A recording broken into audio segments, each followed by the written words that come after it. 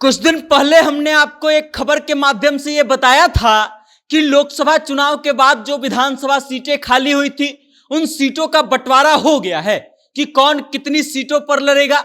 लेकिन अब उसको लेकर एक और बड़ा और नया अपडेट आ गया है।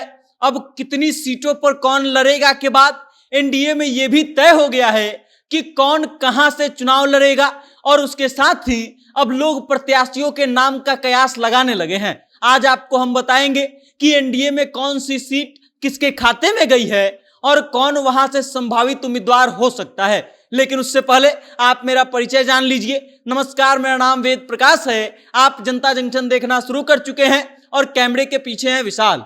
लोकसभा चुनाव के बाद से रामगढ़, तरारी, बेलागंज और इमामगंज ये वो 4 सीटें हैं जो खाली हुई हैं और अब इन सीटों पर उपचुनाव होना है। याद कीजिए, हमने उस समय बताया था कि इन सीटों में से 2 सीटों पर भारतीय जनता पार्टी, एक पर जनता दल यूनाइटेड और एक सीट पर हिंदुस्तान आवाम मोर्चा लड़ेगी। और यदि अब बात करें कि कौन सी सीट किस पार्टी के हिस्से में गई है तो रामगढ़ और तरारी पर भारतीय जनता पार्टी, तो वहीं बेलागंज पर जनता दल यूनाइटेड और इमामगंज पर हिंदुस्तान आवाम मोर्चा चुनाव लड़ेगी। और अब इन सभी सीटों पर एनडीए के तरफ से प्रत्याशियों के संभावित नाम सामने आने लगे हैं। यदि बात करें रामगढ़ विधानसभा सीट की तो 2020 के विधानसभा चुनाव के समय जब वहां से सुधाकर सिंह चुनाव जीत कर आए थे तो उनका मुकाबला बीएसपी के अंबिका सिंह और भाजपा के अशोक सिंह से हुआ था।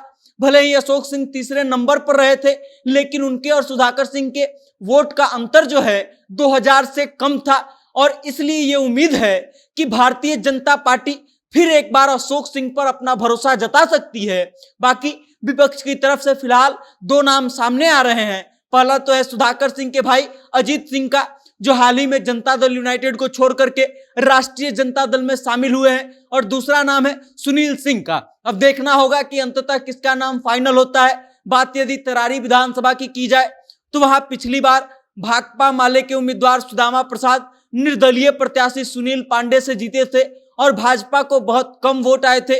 और ये वो सीट है जिसका दावा पशुपति पारस भी ठोक रहे हैं। और इसलिए हो सकता है कि भाजपा यहां से कोई नया चेहरा देखे और किसी और को मौका दे। वहीं दूसरी तरफ विपक्ष इस सीट पर किसे अपना उम्मीदवार बनाएगा ये तय नहीं है। लेकिन एक बात जो तय है वो ये कि ये सीट माले के ही खाते में रहेगी। वहीं बात अगर करें बेलागंज विधानसभा की तो वहां से राजद के सुरेंद्र यादव ने जनता दल यूनाइटेड के प्रत्याशी अभय कुशवाहा को हराया था। लेकिन लोकसभा चुनाव से ठीक पहले अभय सिंह कुशवाहा राजद में आए और चुनाव जीतकर लोकसभा पहुंचे, जिसे राष्ट्रीय जनता दल ने लोकसभा में सदन का नेता बना दिया है। और इसलिए जनता दल यूनाइटेड के लिए इस सीट पर नया चेहरा आने की गुंजाइश ज्यादा है। वहीं दूसरी तरफ सुरेंद्र यादव जो है अपने बेटे के लिए वहां से फील्डिंग कर रहे हैं। और यदि बात करें अंतिम सीट इमामगंज की तो वहां से जीतन राम मांझी ने राष्ट्रीय जनता दल के उम्मीदवार उदय नारायण चौधरी को हराया था।